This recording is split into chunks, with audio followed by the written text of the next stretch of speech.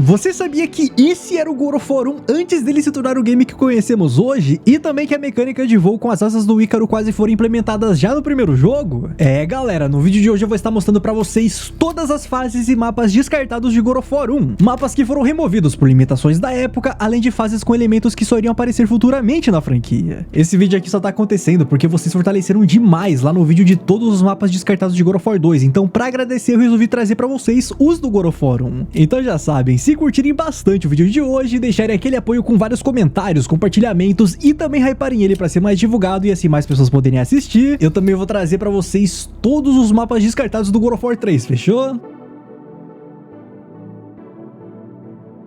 Assim como no vídeo anterior, antes da gente falar sobre os mapas descartados, eu preciso explicar pra vocês como nós tivemos acesso a esses conteúdos. Pra quem não sabe, o God of War 1 ele tem outros modos de jogo além da campanha principal. E um deles é o Challenge of the Gods, que basicamente são 10 desafios que precisamos completar. Esse modo fica dentro da aba de tesouros do game, que muita gente achava ser uma aba com itens de gameplay, mas na verdade ela escondia vários conteúdos extras. Por exemplo, ali temos o making of do jogo, trailers que foram lançados pra divulgação, os créditos, diversos vídeos de desenvolvimento e várias ideias pensadas durante a produção. Além disso, também existem vídeos e histórias extras que acabaram servindo de base para jogos futuros da franquia. Temos também 2 mensagens secretas que são easter eggs escondidos dentro do game e por fim temos os Lost Levels, que são basicamente as fases descartadas do jogo. Esses Lost Levels são basicamente uma coletânea de fases e mapas descartados onde o próprio diretor do game, o David Jeff, comenta sobre eles e revela várias curiosidades extras. Então, pelos comentários do diretor, entrevistas da época e também por elementos presentes dentro do próprio jogo, a gente consegue ter pistas sobre onde esses mapas poderiam se encaixar dentro da campanha e também a provável localização de onde eles estariam situados. Eu vou explicar um por um, tá? Falando rapidamente sobre ele e dando ênfase aos mais interessantes e que de fato iriam aparecer na versão final, porque alguns desses mapas foram criados apenas para testes de animações e gameplay. E, infelizmente, diferente do God of War 2, essas fases e mapas não possuem nomes oficiais, além da quantidade ser bem menor. Então esse vídeo aqui provavelmente vai ser bem mais curto do que aquele, mas no final vocês vão gostar, fechou?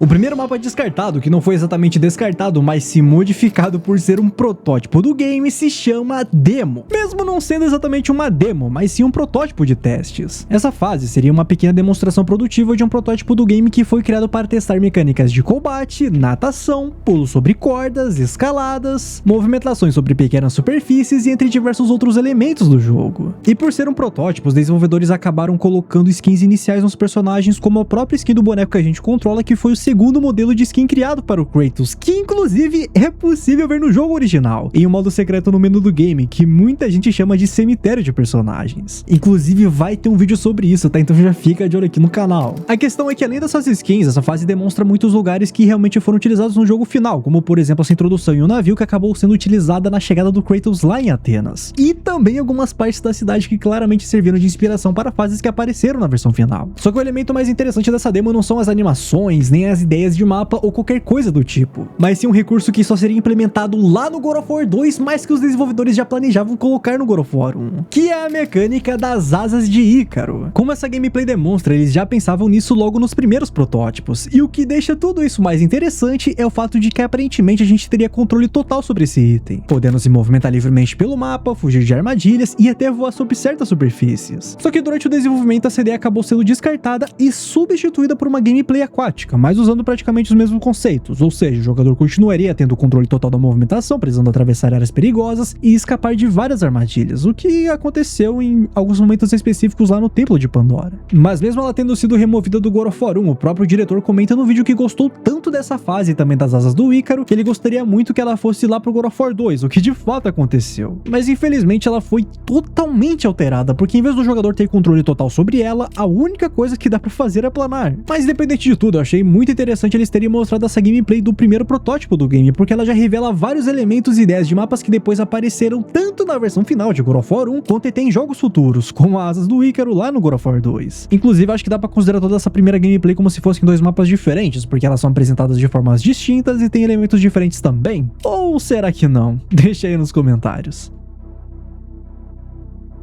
O terceiro mapa descartado não podemos considerar de fato um mapa descartado, pois ele acabou aparecendo no jogo final. Mas a Santa Mônica por algum motivo acabou rotulando ele assim, então ele tá aqui nesse vídeo. Essa fase é naquele local onde precisamos pegar 2 colares para conseguir avançar na campanha, só que diferente da versão final, aqui a gente enfrentaria arpias gigantes, e quando eu digo gigante é porque elas eram muito maiores do que as que apareceram no jogo. Além disso, dá pra observar que o HUD do game também era bem diferente, o Kratos, por exemplo, tinha uma coloração azul, e várias animações de combates, agarrões e movimentos estavam bem diferentes daquilo que realmente lançaram pra gente. Ou seja, era praticamente uma versão bem mais crua e bem mais simples da fase que apareceu no jogo final. E galera, sinceramente, ver essa gameplay aqui, né, esse HUD, o Kratos azul e tudo mais, me deu uma vontade de fazer um vídeo sobre... É um documentário, na verdade, né, sobre todo o desenvolvimento do God of War 1, sabe? Explicando tudo detalhado sobre as ideias descartadas, os mapas descartados, o HUD, todo o processo de desenvolvimento e tudo mais. Inclusive, teve um parceiro, né, Mano Palmitão, que comentou isso no último vídeo. Cara, se vocês quiserem, deixa aqui nos comentários, mano, que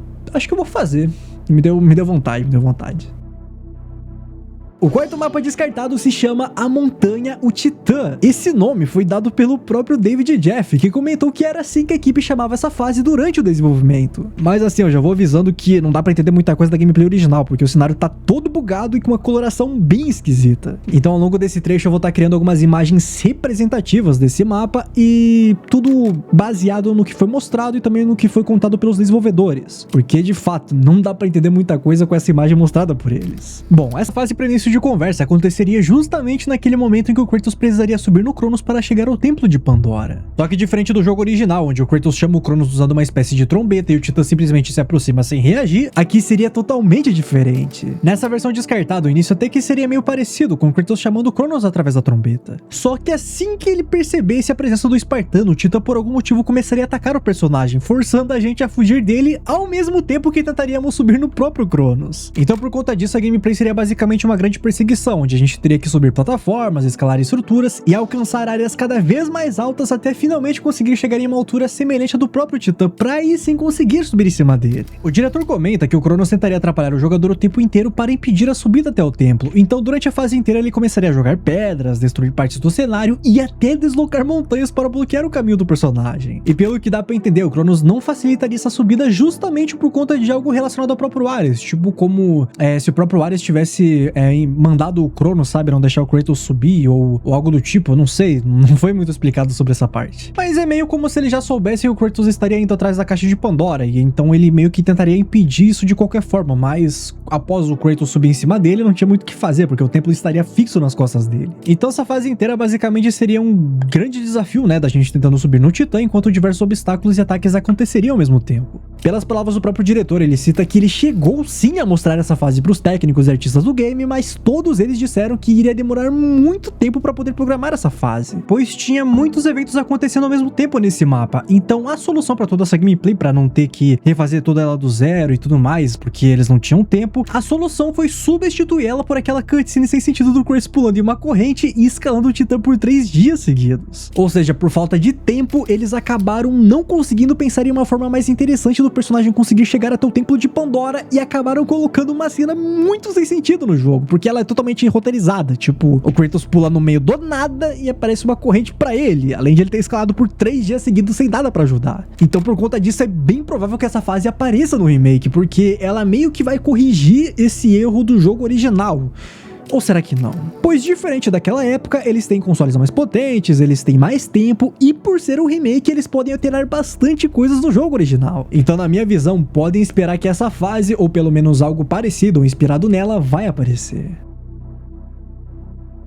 O quinto mapa descartado não tem exatamente um nome, mas podemos chamar ele de O Desafio Final. Pelas palavras do próprio diretor, essa aqui seria basicamente uma fase com um Final Boss, onde nós teríamos que enfrentar a Arpia Rainha lá dentro do Templo de Pandora. E pelo que dá pra entender, ela teria justamente a função de proteger a própria caixa de Pandora. Mas pra conseguir enfrentar esse boss, a gente primeiro teria que destruir vários ovos e eliminar diversas arpias espalhadas por 2 áreas diferentes do cenário, tanto na parte superior quanto na parte inferior do local. Tudo isso até finalmente fazer a rainha em aparecer para lutar diretamente contra o Kratos. Inclusive, existem várias artes conceituais dessa batalha, mostrando que ela seria um dos cenários mais detalhados e mais interessantes do jogo. E pelas falas dos desenvolvedores, dá pra perceber que esse boss teria um papel extremamente importante dentro da campanha, porque essa luta aconteceria praticamente no final do Templo de Pandora, funcionando como o último grande desafio antes do confronto contra o Ares. Afinal, ela seria a protetora da caixa, então derrotar esse inimigo daria aquela sensação de dever cumprido, sabe? Como se o jogador tivesse finalmente superado todos os desafios do templo, porque a gente passa o templo inteiro, né, passando pelos desafios do Hades, os desafios do Poseidon, entre vários outros deuses. Então, ao vencer o último guardião e provado que a gente já teria força suficiente para enfrentar um deus, acabaria que tudo isso deixaria a caixa de Pandora com um peso muito maior dentro da história, sabe? Porque ela não pareceria apenas um upgrade de gameplay ou um upgrade de poder, mas quase uma recompensa simbólica depois de toda a jornada e de todos os desafios enfrentados até aquele momento. Só que aí, para quebrar todo esse clima, viria justamente a cena em que o Kratos acaba sendo morto pelo Ares. E isso acabaria funcionando mais ou menos como um balde de água fria, porque depois de todo aquele sentimento de conquista, o jogo quebraria completamente a expectativa do jogador de uma forma bem pesada, matando literalmente o personagem. Vendo esses detalhes, dá pra ver que esse mapa tinha muito potencial e iria ser extremamente interessante. Mas assim como aconteceu no mapa anterior, a Santa Mônica acabou descartando tudo isso por falta de tempo, já que eles tinham prazos muito curtos para poder entregar o jogo. E isso aqui inclusive lembra bastante aqueles casos do Resident Evil 3.5, né, que tinha várias ideias absurdamente boas, mas que por conta do tempo eles foram descartando e tudo mais, até que no final o jogo acabou meio que sendo bastante alterado, né, inclusive a própria história do game. Então essa luta contra a Arpia acabou sendo mais uma dessas ótimas ideias, né, que foram criadas pro jogo, mas que acabaram ficando no caminho justamente por falta de tempo. E sinceramente, eu acho que essa é uma das fases que mais teria a chance de aparecer em um possível remake, mas ao mesmo tempo com aquela sensação de não, sabe? O sexto mapa descartado nós podemos chamar de O Labirinto. Esse seria um local enorme, onde várias paredes ficariam subindo e descendo constantemente, revelando caminhos diferentes que o jogador poderia seguir até encontrar a saída. Pelo que dá pra entender, esse aqui seria um dos grandes desafios dentro do Templo de Pandora, porque a ideia era meio que fazer os jogadores passarem bastante tempo tentando entender e como agir e qual caminho que eles deveriam seguir a partir desse labirinto. Porque as paredes subiam por alguns segundos, mostrando certas passagens, mas logo depois desceriam novamente e ficariam fechadas por um bom tempo, deixando assim o jogador completamente perdido enquanto tentava encontrar a saída daquele local. Então basicamente esse aqui seria um grande desafio de memória e observação, onde o jogador precisaria prestar muita atenção nos detalhes do cenário, decorar caminhos e entender exatamente o momento certo de avançar. E isso lembra bastante alguns desafios que já estão presentes no jogo, como aquele cenário das lâminas gigantes que ficam indo e voltando no chão, onde se você não prestar atenção no ambiente e no timing, você acaba morrendo. Só que aqui pelo visto a proposta iria muito além disso, porque não seria apenas uma questão de reflexo ou esquiva, mas sim um puzzle inteiro focado em memória, localização e percepção do ambiente. Só que pelo que o próprio diretor comentou, essa fase acabou sendo removida porque na visão dos desenvolvedores esse tipo de gameplay poderia acabar ficando mais tedioso do que divertido, principalmente porque o God of War sempre teve um foco muito maior em combate, ação e ritmo acelerado, e não em desafios longos de memorização. Então, como eles não conseguiriam encontrar uma forma de transformar esse mapa em algo mais dinâmico e mais interessante, a solução acabou sendo simplesmente remover a fase, ou talvez sendo até substituída por aquela ideia das lâminas no chão.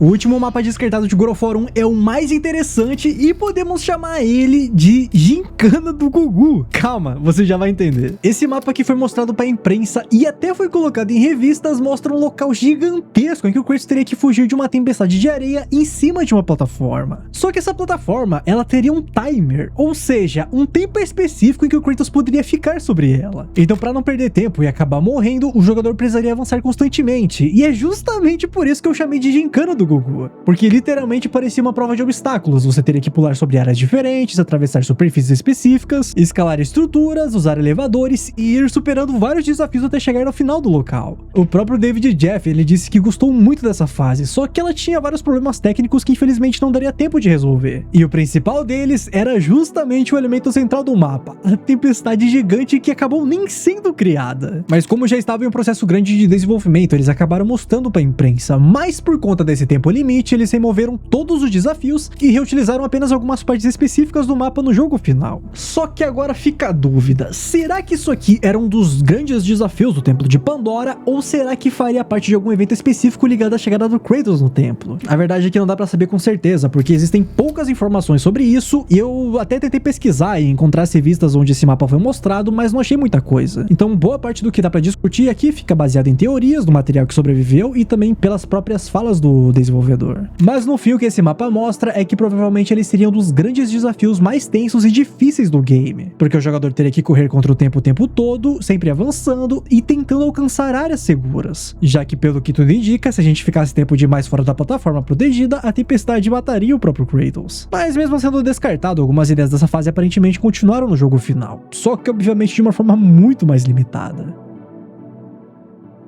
Bom galera, é isso, espero ter curtido o vídeo de hoje. Esse vídeo deu bastante trabalho por conta de que eu mesmo faço o roteiro, a pesquisa, a edição, as gravações de cenas e tudo mais. Nada daqui é retirado de outros criadores, é material totalmente original. Então se curtir aí, fortalecendo o like, hype o vídeo e compartilha pros seus amigos para trazer mais vídeos nessa pegada. Se você curte God of War, dá uma olhada nos 4 vídeos que já foram postados aqui no canal, como do motivo do porquê o God of War travava na ponte do Ícaro, o vídeo dos mapas descartados de God of War 2, as 10 curiosidades que você não sabia sobre God of War 1 e também as 10 curiosidades do God of War 2. Assiste lá que eu tenho certeza que vocês vão gostar. Muito obrigado por ter assistido esse vídeo e até mais.